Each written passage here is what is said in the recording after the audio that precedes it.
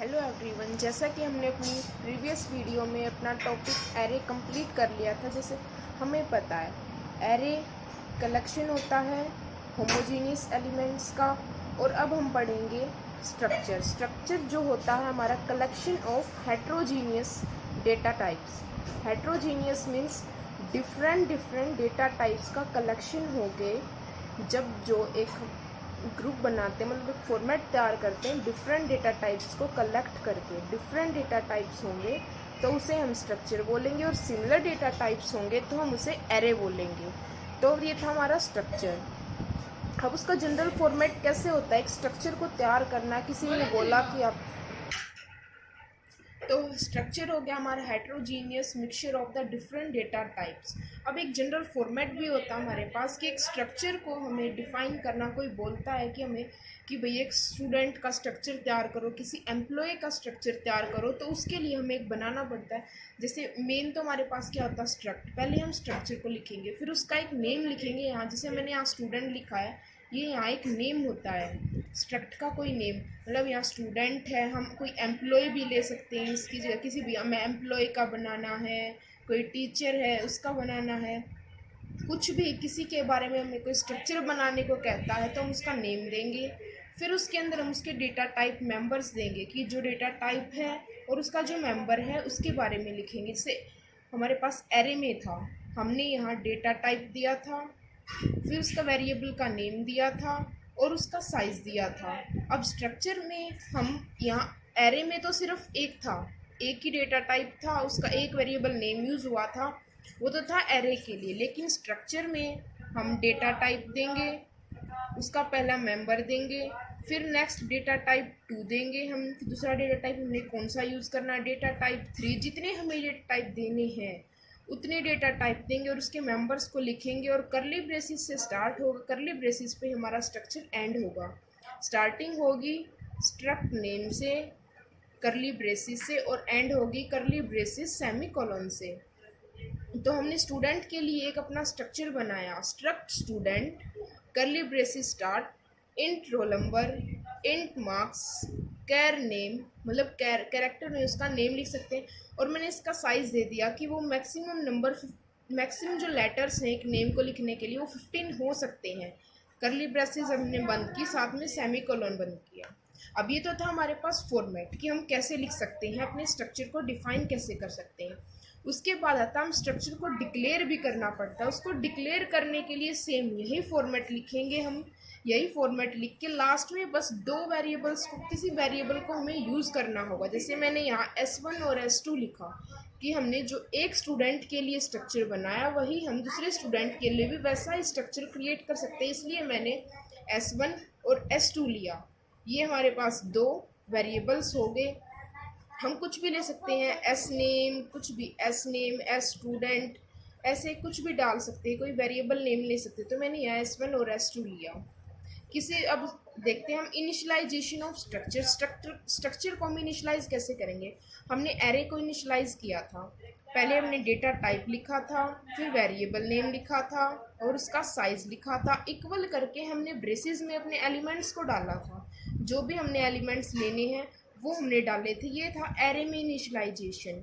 और हमारी स्ट्रक्चर में इनिशलाइजेशन कैसे होगी, पहले जो हमने स्ट्रक्चर लिया है, स्ट्रक्चर जो भी हमने नेम लिया, स्ट्रक्ट लिखेंगे, फिर हमने वेरिएबल नेम लिखा। हम जैसे स्टूडेंट का बनाया था तो उसके लिए हम कैसे इनिशलाइज करेंगे, struct variable name student is equal, फिर ब्रेसेस, उसमें उसका पहले मैंने दिया था रोल नंबर लिख दिया मैंने 10, उसके मार्क्स लिख दिए टोटल 30, यूनिट टेस्ट कुछ भी है, जैसे उसके लिए मार्क्स मांगे तो फिर उसने उसका कैर नेम, अब नेम आ गया, नेम लिख दिया मैंने सुनीता। बस ये 3 चीज़ें थी हमारे स्ट्रक्चर में डिफाइन की गई थी जो हमने स्ट्रक्चर में, और उसके बाद अपनी ब्रेसेस बंद कर दी और सेमीकोलन लगा दिया। तो ये थी हमारी इनिशियलाइजेशन ऑफ स्ट्रक्चर। अब जनरल फॉर्मेट हमने देख लिया, अब इसको एक बुक से पूरा गो थ्रू करेंगे इसके बारे में हम। अभी मैंने आपको वीडियो के थ्रू बताया था स्ट्रक्चर के बारे में, थोड़ा सा डिटेल ब्रीफ में बताया। अब आगे देखते हैं हम पूरा स्ट्रक्चर क्या है। ये सिलेबस हमने कवर करना है अपना 12th में स्ट्रक्चर के बारे में। Defining a structure, creating a structure, variables, array of structure, passing the structure members to function. सबसे पहले डिफाइनिंग अ स्ट्रक्चर देखेंगे, हम स्ट्रक्चर को डिफाइन कैसे कर सकते हैं। तो उसके लिए देखिए आप, we studied the array in which all the elements must be of same type. In the case of structures, the data type of the elements of the struct need not to be the same। अभी बताया था कि structure में हमने जैसे अभी बताया था मैंने एक स्टूडेंट का स्ट्रक्ट क्रिएट करके, जैसे कि ये था स्ट्रक्ट स्टूडेंट, और उसमें हमने उसका इंट मार्क्स लिए थे, रोल नंबर लिया था और उसका कैर लिया था मैंने नेम। तो ये डिफरेंट डेटा टाइप्स हो गए हमारे पास। तो यही क्या था, हमारे पास स्ट्रक्चर था। और आगे पढ़ते हैं, thus a structure is a collection of data items usually different data types which are logically combined into a single unit. जो एक कंबाइन होते हैं, आपस में जुड़े होते हैं सिर्फ एक यूनिट के थ्रू, मतलब एक ही प्रोग्राम में, एक ही स्ट्रक्चर में, एक लॉजिक में जुड़े होते हैं।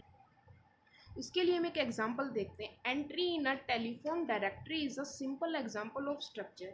देखिए जैसे हम टेलीफोन नंबर लिखते हैं, हम पहले उसका कुछ नाम डालते हैं, तो हम इंट में उसका फ़ोन नंबर डाल सकते हैं कि भाई ये बंदे का फ़ोन नंबर है, और फिर कैर में उसका हम नेम दे सकते हैं, और अगर चाहें तो उसके हम करेक्टर्स को जितना हमने उसका साइज़ देना है वो भी दे सकते हैं। तो स्ट्रक्ट डालेंगे ऊपर फ़ोन नंबर, स्ट्रक्ट टेलीफोन, फिर ब्रेसिस शुरू, इंट फ़ोन नंबर, कैर नेम, और ब्रेसिस बंद करके सेमीकोलन। एक वेरिएबल का हम यूज़ कर सकते हैं यहाँ पे टी, कुछ भी डाल सकते हैं, T1 से लेके TN तक, भाई सबका ये इसी तरीके का होगा हमारा फॉर्मेट एक फ़ोन नंबर के लिए। कि टेलीफोन किसी का हमने सेव करना, किसी का नंबर सेव करना अपने मोबाइल में, तो उसका फ़ोन नंबर और उसका नाम, सिर्फ ये दो चीज़ें ही हम डालते हैं। तो ये हो सकती है हमारे पास टेलीफोन डायरेक्टली। ये हो गया example. It consist of the name, address, telephone number of the individual. तो हमने देखा भी एक स्ट्रक्चर क्रिएट किया था ना हमने स्ट्रक्चर का, तो ऐसे कर सकते हैं। अब आता है हमारे पास defining of a structure. Structure is compose of the data item that may be of different data type. ये हर जगह बार बार यही लाइन आ रही है, डिफाइनिंग ऐसे ही कर सकते हैं हम स्ट्रक्चर को। नेक्स्ट आता है हमारे पास स्ट्रक्चर को हमने एग्जांपल अभी फॉर्मेट देखा, हमने बना के देखा था खुद से, टेलीफोन का बनाया था, तो वहाँ भी हमने ये लिया था यहाँ पे एक टेलीफोन। तो स्ट्रक्ट नेम, पहले हम उसका नेम लिखेंगे स्ट्रक्ट का जो भी है, फिर करली braces, data type member, first data type डाला पहले कोई भी और उसका मेंबर डाला, फिर data type member 2, data type member 3, और फिर डेटा टाइप मेंबर n। ये हम कुछ भी डाल सकते हैं, जो हमें डालना है, इंट, कैर, फ्लोट, स्ट्रिंग, कुछ भी जो भी हमारे पास है अपनी डेटा टाइप्स और मेंबर्स वो डालेंगे इसमें हम। और ये है हमारे पास, हम जैसे कि हम एम्प्लॉय का बना सकते हैं, स्टूडेंट का बना सकते हैं, टीचर का। जैसे मैंने आपको बताया था एम्प्लॉय का लिखेंगे तो हम यहाँ उसकी एम्प्लॉय की आईडी यहाँ लिखेंगे एम्प्लॉय, इंट में उसका जो भी उसकी सैलरी है, फिर उसमें कैर में उसका नेम, उसका जो डिपार्टमेंट है वो भी कैर में आएगा। जो चीज़ उसकी है हमारे पास, जो इन्फॉर्मेशन है उसके अकॉर्डिंग हम उसका डेटा टाइप देंगे। और यहाँ हम देखते हैं कि struct is a keyword also called the tag. जो स्ट्रक्ट हमने ये लिया है इसको हम टैग भी बोल सकते हैं। S name is the name, ये हमने उसके लिए कोई नेम लिया है, जैसे एम्प्लॉय के लिए ये नेम हो सकता, ये एस नेम है एम्प्लॉय के लिए, एम्प्लॉय वाले स्ट्रक्ट के लिए एम्प्लॉय होगा नेम, स्टूडेंट के लिए स्टूडेंट होगा, और टीचर के लिए हमारे पास टीचर एस नेम होगा। तो ये ऐसे हम डिफरेंट ले सकते हैं हर एक चीज़ के लिए। Given to the structure data type member 1, member 2 and member n are the elements of structure being defined. The portion of the structure definition enclosed in braces is known as the structure template. बताया था कि structure को initialise करने के लिए हमें सबसे पहले हमारे पास ये ब्रेसेस में शुरू होगा और ब्रेसेस से ख़त्म होगा, इसके बीच में एलिमेंट आएंगे और लास्ट में होगा हमारे पास सेमीकोलन। ये सबसे इम्पोर्टेंट, तो इसको ही हम क्या बोलते हैं, स्ट्रक्ट टेम्पलेट। क्या बोलते हैं, स्ट्रक्ट टेम्पलेट। ये हमने स्टूडेंट का क्रिएट किया था, ये भी करके आए हैं। तो नेक्स्ट हमारे पास declaring the variables of structure type, और उसके वेरिएबल्स को हम कैसे डिक्लेयर करेंगे। पहले एस नेम जो मतलब स्ट्रक्चर का जो हमने नेम लिया है वो, फिर वेरिएबल 1 वेरिएबल 2 जो जो हमने उसमें यूज़ किए हैं, और वेरिएबल n तक जो हमारे पास होगा उसको हम डिक्लेयर करेंगे। जैसे कि मैंने लास्ट में बताया था S1 और S2 लिया था स्टूडेंट, तो ये हमने जो स्ट्रक्चर क्रिएट किया जिसके बारे में वो लिखा, और S1 और S2 हमने दो वेरिएबल यूज़ किए थे कि ये स्टूडेंट के लिए, दो स्टूडेंट्स के लिए मैंने इन वेरिएबल्स को यूज़ किया था, ये स्टूडेंट 1 के लिए, ये स्टूडेंट 2 के लिए, कि इनके जो भी इंफॉर्मेशन है वो सेम हो सकती है। इंफॉर्मेशन के लिए किया था कि इनकी दोनों की सेम इंफॉर्मेशन होगी, जो जो मैंने उसमें डेटा डाला है वो।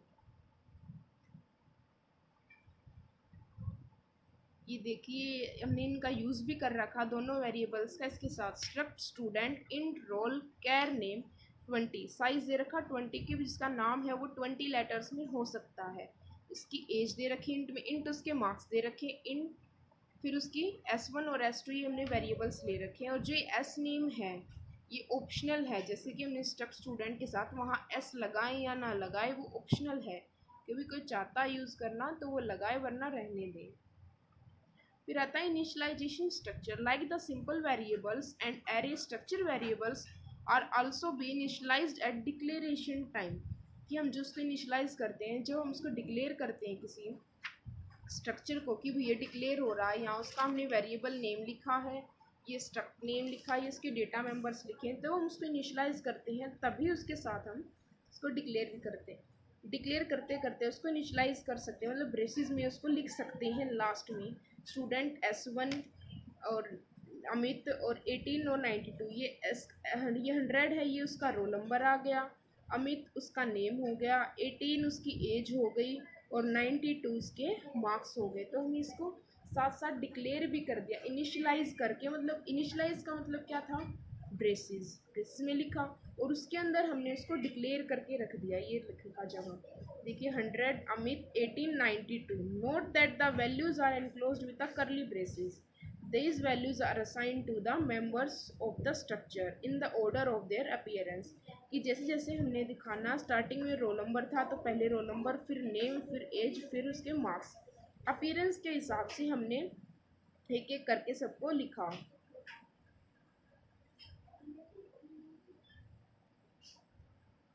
फिर आता है हमारे पास नेक्स्ट है array of structure. Array of structure का क्या मतलब है कि एक स्ट्रक्चर के अंदर ही एरे होना। स्ट्रक्चर तो क्या है, डिफरेंट, और एरे क्या है, सिमिलर। तो इन दोनों को कॉम्बिनेशन करना ही हमारा क्या होता है, array of structure. This is called the array of structure.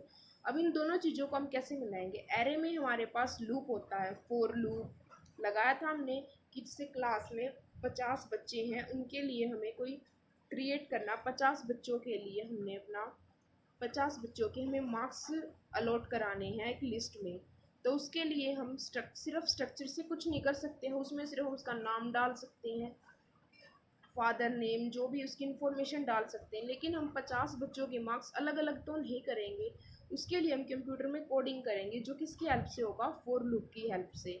इसका मतलब वो हमारा एरे किया जाएगा। फॉर लूप लगाएंगे i इज इक्वल 0 से स्टार्ट करके i की वैल्यू n तक इक्वल टू n, और i प्लस प्लस एक आगे आगे वो खुद बढ़ता जाएगा। कंप्यूटर उसको खुद अंडरस्टैंड करता रहेगा कि भाई तेरे को अब यहाँ से स्टार्ट करके लास्ट तक, जहाँ तक n की वैल्यू 50 है तो 50 तक वो जाएगा। n की वैल्यू हमने 50 डाल दी, 10 डालते हैं, जितनी भी हम वैल्यू डालते हैं वहाँ तक वो उसको कवर करेगा। तो ये था array of structure. An array of structure can be declare just like an ordinary array, जैसे हम सिर्फ सिंपल एरे जो यूज़ करते हैं उसी की तरह ये है हमारे पास। However, the students has to be defined before an array that of its type is declared, जो उसका टाइप है उसी की तरह हम उसको डिक्लेयर करेंगे। स्टेप स्टूडेंट इंट रोल कैर नेम इंट एज, ब्रेसिस बंद करके स्टूडेंट S50 यहाँ डाल दिया उसने कि स्टूडेंट S एक वेरिएबल लिया, यहाँ पे S सिर्फ सिंगल वेरिएबल लिया और 50 स्टूडेंट्स हैं, उसके बारे में जो इन्फॉर्मेशन है, उनके मार्क्स, एज, उनका नेम, वो हमें शो कराना, प्रिंट कराना है। In this declaration S is 50 elements array of students, कि मतलब 50 बच्चों का हमें डिस्प्ले कराना, उसके लिए हम एरे ऑफ स्टूडेंट्स यूज़ करेंगे। Individual elements of the structure are accessed by referring to the structure variable's name followed by subscript followed by the dot operator. एक बात और, जो हमारा स्ट्रक्चर होता है उसमें हम डॉट ऑपरेटर यूज़ करते हैं, और जो हमारा एरे था उसमें हम ये स्क्वायर ब्रैकेट को यूज़ करते हैं। ये डिफरेंस होता है स्ट्रक्चर में डॉट और एरे में स्क्वायर ब्रैकेट, और बीच में ये इक्वल का साइन।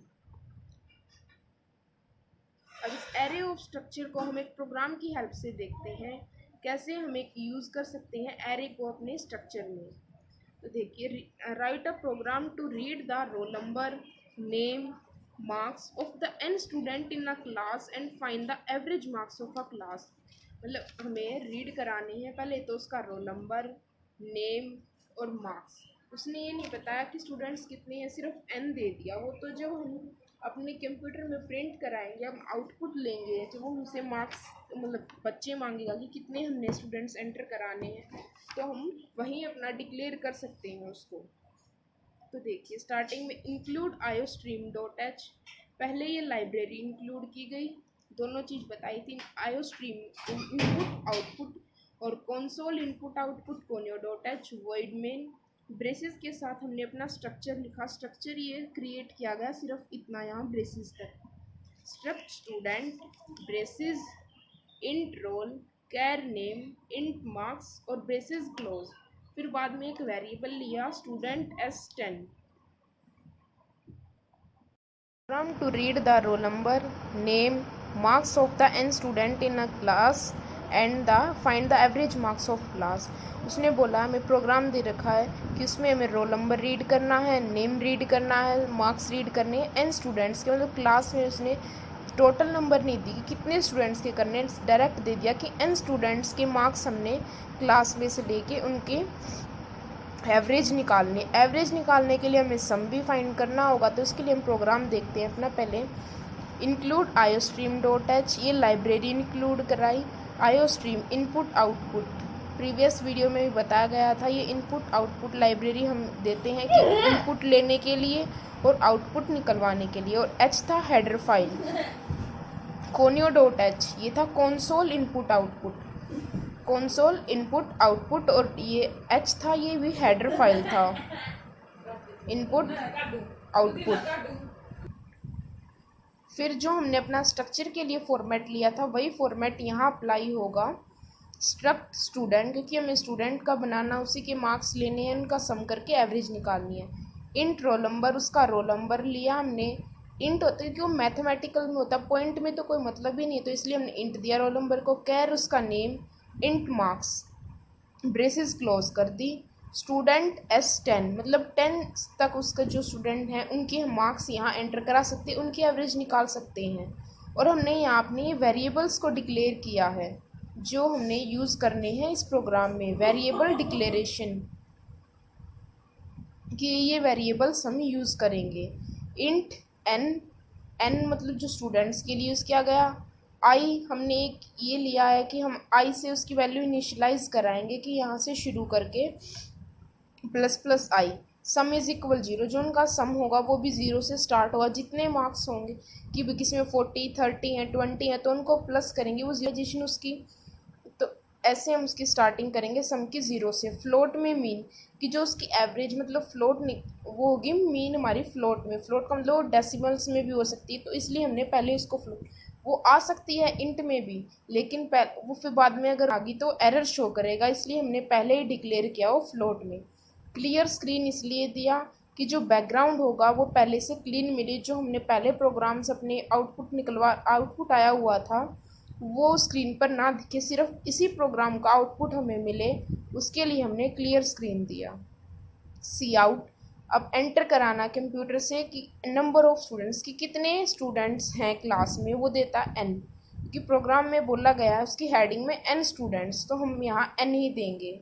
और अब उनको एंटर कराने के लिए कि कितने स्टूडेंट्स हैं, हम एक फॉर लूप, ये एरे यूज़, यहाँ एरे यूज़ हो रही है हमारे पास, इसी को बोलते हैं एरे ऑफ स्ट्रक्चर। इस प्रोग्राम को हम एरे ऑफ स्ट्रक्चर में भी लिख सकते हैं, या सिर्फ स्ट्रक्चर का एग्जांपल देंगे तो भी हम इसको यूज़ कर सकते हैं। तो फॉर लूप लगाया, आई की वैल्यू 1 से स्टार्ट की, पहले वाले बच्चे से स्टार्ट करके n तक जितने टोटल हैं वहाँ तक, 10 मैक्सिमम 10 का दे रखा तो 10 तक जा सकते हैं। प्लस प्लस आई, एक एक बच्चा बढ़ता जाएगा। और फिर बेसिस में शुरू करके enter the data of students, जो हमने स्ट्रक्चर तैयार किया था उसके लिए हमें वो चीज़ें पहले रीड करानी होंगी, फिर उसको प्रिंट कराना होगा। Enter the data of student, जो जो स्टूडेंट का डेटा है, मतलब 10 बच्चे स्टूडेंट्स के लिए, n स्टूडेंट्स के लिए वो लिखा जाएगा। सी आउट रोल नंबर, हम उसका रोल नंबर प्रिंट कराएंगे, तो वो सी इन करके एस आई डॉट, ये हमने एक वेरिएबल लेके इसको एस आई डॉट, ये वेरिएबल लिया हमने यहाँ एक ऑब्जेक्ट की तरह, इसको हम यूज़ करेंगे अपने प्रोग्राम में। एस आई डॉट रोल, फिर उसका नेम स्टूडेंट का, सी आउट मार्क्स, उसके मार्क्स एंटर कराएंगे कितने कितने मार्क्स है, फिर उसका सम होगा।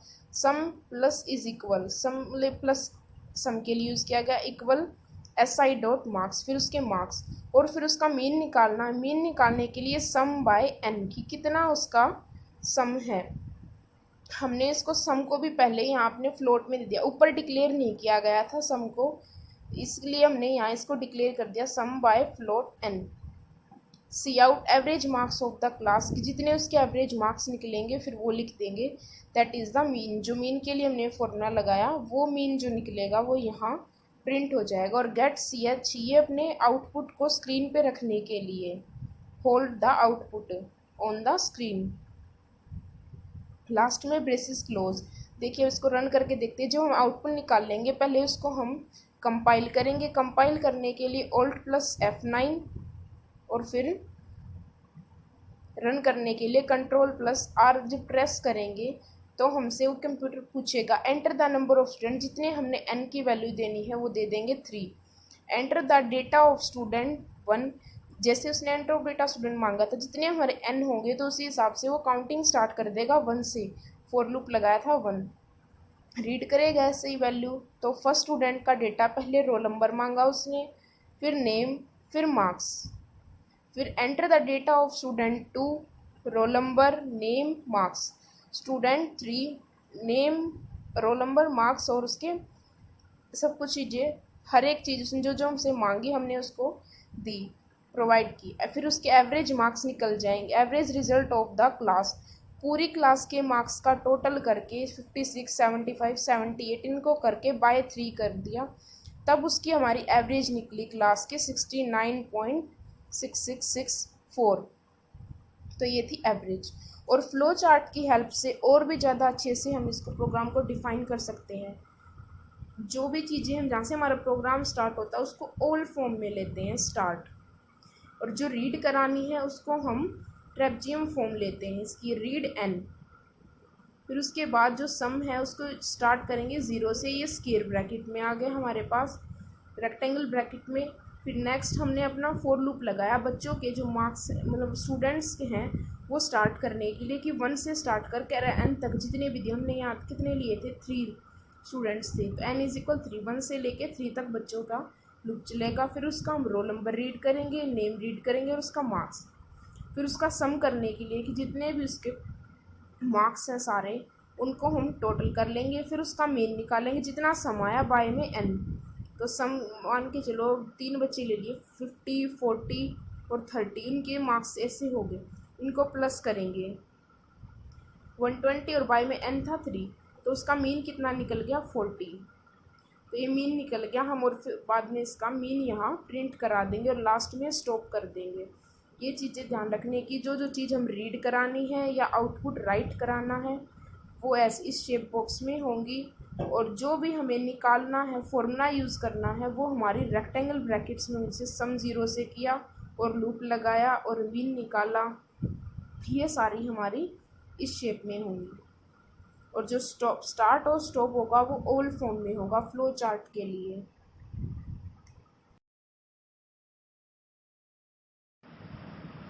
तो अब हमारा प्रोग्राम कंप्लीट हो चुका है। नेक्स्ट टॉपिक है हमारे पास नेस्टेड स्ट्रक्चर। नेस्टेड का मतलब क्या है कि दो स्ट्रक्चर, एक स्ट्रक्चर के अंदर दूसरा स्ट्रक्चर आ जाना, उसे बोलते हैं हम नेस्टेड। नेस्टेड हम नॉर्मल लाइफ में जैसे कि एक बाउल के अंदर हम दूसरी बाउल को फिट कर देते हैं, वो होता है नेस्टेड। तो वैसे ही हम स्ट्रक्चर में भी कर सकते हैं कि एक स्ट्रक्चर के अंदर दूसरा स्ट्रक्चर लेना। जैसे एक बच्चे की हमने क्लास में उसका रिकॉर्ड लिखा कि हमने ये चीज़ उसकी लिख दी, और उसके साथ साथ हम उसका लिखेंगे कि उसका क्लास में जब एडमिशन हुआ उसकी डेट क्या थी, मंथ क्या था, ईयर क्या था, और स्टूडेंट का अपने पूरा डेटा लिखा कि ये उसका डेटा है। स्ट्रक्ट डेट, पहले हम डेट लिखेंगे, उसका इंट में डे, मंथ, ईयर, तीनों चीज़ हमने दे दी। ये एरे की तरह होगा कि कॉम्बिनेशन हो रहा है सिमिलर डेटा टाइप्स का। फिर स्ट्रक्ट स्टूडेंट, यहाँ बना उसका स्ट्रक्चर कि मतलब बच्चे में क्या क्या, उसका रोल नंबर, नेम और बर्थडे। ये बर्थ डेट भी हो सकती है ऊपर, और उसका एडमिशन डेट भी लिख सकते हैं हम कि उसका एडमिशन किस दिन हुआ, या बर्थडे है जो उसका वो भी लिख सकते हैं। और इस प्रोग्राम को हम उल्टा भी कर सकते हैं कि पहले उसकी डिटेल्स लिखते हैं, बाद में उसकी बर्थ डेट वगैरह कुछ भी लिख सकते हैं। नीचे जैसे प्रोग्राम था पहले सीधा लिखा हुआ था, मतलब पहले डेट थी फिर नीचे स्टूडेंट की डिटेल्स थे। अब यहाँ कर रखा है struct student, int roll number, कैर उसका नेम, और स्ट्रक्ट लेके अगले में उसने यहाँ उसका वेरिएबल डिक्लेयर नहीं किया कि इसका क्या वेरिएबल है, मतलब उसकी डेट थी पहले ऊपर लिख रखा था डेट, लेकिन यहाँ उसने ये नहीं डिफाइन किया कि वो डेट है, वेरिएबल का नेम डिक्लेयर नहीं किया। इंट डे, मंथ, ईयर और बर्थडे, वो जो बर्थडे ऊपर ले रखा था इंट डेट बर्थडे था वो नीचे लिख दिया, और लास्ट में उसने एक वेरिएबल यूज़ किया एस, मतलब जो लास्ट में प्रिंट होके आएगा S dot roll, S dot name, S dot struct, S dot date, ये सारी चीज़ें एस के साथ आएंगी उसने जो वेरिएबल यूज़ किया है उसके साथ। नेक्स्ट है passing the structure to a function, कि एक स्ट्रक्चर पास कराना फंक्शन में कि हमें कोई किसी चीज़ की वैल्यू चाहिए है या किसी चीज़ का एड्रेस डालना है, किसी स्ट्रक्चर देना है, तो उसके लिए हमारे पास तीन तरह से हम अपनी वैल्यूज़ को स्ट्रक्चर में पास करा सकते हैं फंक्शन की तरह। There are the three methods by which the values of a structure can be transferred from one function to another, कि एक फंक्शन से दूसरे फंक्शन में ट्रांसफ़र करने के लिए हमारे पास तीन टाइप है। एक call by value, call by reference and call by address, कि उसकी एड्रेसिंग जो हमारे कंप्यूटर में स्टोर होती है, हम तो सिर्फ उसकी वैल्यूज़ देखते, जैसे कि हमें a इज़ इक्वल 10 है और b इज़ इक्वल 20, हमें तो सिर्फ उसकी वैल्यूज़ पता है रियल में, लेकिन कंप्यूटर में तो उनका कोई स्पेस होगा, कोई एड्रेस होगा, अपना पर्टिकुलर एड्रेस जो कि हमें याद भी नहीं कर सकते। N44AFFCC ऐसे कुछ लॉन्ग होता है, 10 डिजिट्स में होता है, 12 डिजिट्स में होता है, वो एड्रेस होता है कि किसी इस कैरेक्टर का, मतलब इस लेटर का जो भी ये है, इसका कुछ स्पेस होगा कंप्यूटर में, वो उसकी एड्रेसिंग होगी, तो वो एड्रेसिंग होती है, उसको प्रिंट कराने के लिए हम यूज़ करते हैं call by address, call by value की डायरेक्ट उसकी वैल्यू, जैसे a इज़ इक्वल 10 था, b इज़ इक्वल 20 था, तो डायरेक्ट वैल्यू प्रिंट करानी है तो कॉल बाय वैल्यू यूज़ करेंगे। रेफरेंस कि उसका एड्रेस जो भी हमने in this method the address of the structure is passed to the function. The function can be accessed indirectly the entire structure and work on it. Thus the changes done to the content of such a variable inside the function are called the reflected to the calling function। जैसे हमने function को call किया वैसे ही उसका, जैसे जैसे हमने इसको कॉल किया वैसे ही वो उसका रिफ्लेक्ट होकर हमें आंसर भी देगा। इसके लिए देखिए calling passing the structure to a function, call by value और कॉल बाय रेफरेंस, मेन ये दो हैं। वैल्यू में इसकी डायरेक्ट वैल्यू आएगी और रेफरेंस में उसका एड्रेस आएगा।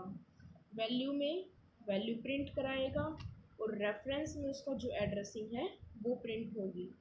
और इसके लिए हमें फ्लो चार्ट, मतलब एक डायग्राम है, इसकी हेल्प से इसको बेटर अंडरस्टैंडिंग दी जा सकती है कि जो ओरिजिनल वैल्यू है, जैसे a इज़ इक्वल 10 है और b इज़ इक्वल 20 है, दो चीज़ें ले ली, a is equal 10, b is equal 20, और इसको मॉडिफाई कराना हमने, अगर वो मॉडिफाई होता है तो कॉल बाय रेफरेंस से होगा, अगर वो नहीं होता सेम एज इट इज़ रह जाती है, वैल्यूज़ यही की यही रह के आ जाती है हमारे पास प्रिंट होके, तो वो कॉल बाय वैल्यू है। और अगर इनकी एड्रेसिंग आती है तो वो है कॉल बाय रेफरेंस। सिंपल सा एक प्रोग्राम है इनको समझने के लिए, ये स्वैपिंग का इंटरचेंज, मतलब दो नंबर्स को इंटरचेंज करने का, कि a की जगह 10 है, b की जगह 20 है, और हमें क्या करना है, a में तो 20 देना है और b में 10 देना, मतलब वैल्यूज़ इंटरचेंज करानी है, तो इसको बोलते हैं स्वैपिंग। इससे हो सकती है कॉल बाय वैल्यू से भी, कॉल बाय रेफरेंस से भी।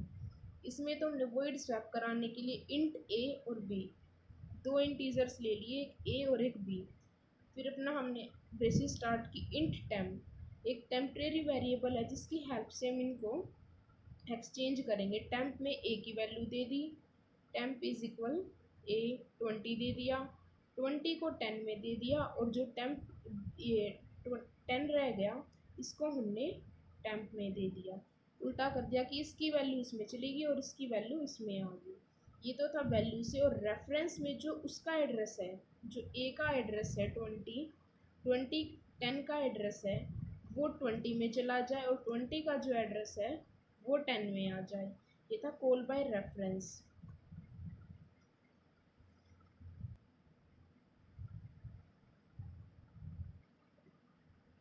प्रोग्राम भी देख सकते हैं पूरा स्वैपिंग के लिए। पहले लाइब्रेरीज इंक्लूड हुई, फिर वॉइड स्वैप लगाया हमने, स्वैप का rule int a and b, int main, फिर ब्रेसेस स्टार्ट की, फिर सी आउट कराएंगे enter the values before swapping की। हमारी स्वैपिंग से पहले जो वैल्यूज़ हैं हम वो एंटर कराएंगे कंप्यूटर में, सी आउट ए, सी आउट बी। फिर हमने यहाँ अपनी ब्रेसेस बंद करके अब स्वैप का रूल लगाया कि जो हमने इसमें करना है वॉइड स्वैप इंट ए और बी। स्वैप का रूल लगा के टेम्परेरी वेरिएबल लिया, टेम्परेरी वेरिएबल में ए की वैल्यू दे दी, फिर ए की वैल्यू को बी में और बी की वैल्यू को टेम्प में। और फिर इसके बाद हमारी जो कंप्यूटर में कोडिंग होगी वो यही हो जाएगी सारी। और बाद में जो वैल्यू हमें उसको कमांड देने की वैल्यूज़ प्रिंट कराए आफ्टर स्वैपिंग, तो वो क्या वैल्यूज़ होंगे हमारे पास, ए आ जाएगा और बी आ जाएगा। तो वो कंप्यूटर के पास हमारे क्या दिखेगा हमें, वो हमें देगा, पहले पूछेगा enter the values before swapping, enter the values before swapping. Before swapping तो हम दे देंगे a is equal 10, b is equal 20। और जब ये कोडिंग हो जाएगी इसके अंदर तो वो वैल्यू प्रिंट करा देगा हमें after swapping, a is equal 20, b is equal 10। तो ये था कॉल बाय वैल्यू। और अब रेफरेंस में क्या है, सिर्फ थोड़ा सा फ़र्क है दोनों प्रोग्राम में। वहाँ हमने सिंपल लिखा था और इसमें हम हैंड ऑपरेटर का यूज़ करते, जो ये स्टार दिख रहा है यही इसमें दोनों में एक फ़र्क है। स्टार ऑपरेटर ये ऐसे यूज़ किया जा रहा है ये, और या फिर एंड ऑपरेटर यूज़ कर सकते हैं, and a and b. And का मतलब है कि उसकी एड्रेसिंग को डिनोट कर रहा है, जो उसकी एड्रेसिंग हमारी कंप्यूटर पे है वो एड्रेसिंग इसमें हमारी यूज़ होगी। सी out enter the values before swapping, ए की वैल्यू बी की वैल्यू। और जब स्वैप लगाया इसकी एड्रेसिंग के लिए लिया हमने एंड ऑपरेटर, एंड ऑपरेटर लिया उसकी एड्रेसिंग को एक्सचेंज कराने के लिए कि इंट ए की वैल्यू उसमें चली जाए बी में और बी की ए में आ जाए। और टेम्परेरी वेरिएबल हमने एक यूज़ किया यहाँ इनकी एड्रेस को चेंज करने के लिए। और जो वैल्यूज़ हमारी आफ्टर स्वैपिंग हमारे पास आएंगी वो ए का एड्रेस बी में चला जाएगा, बी का ए में चला जाएगा। सेम वही प्रोसेस जो कॉल बाय वैल्यू में, तो बस फ़र्क इतना है कि यहाँ एंड ऑपरेटर यूज़ हो रहा है, वहाँ सिंपल ए और बी यूज़ हुआ था।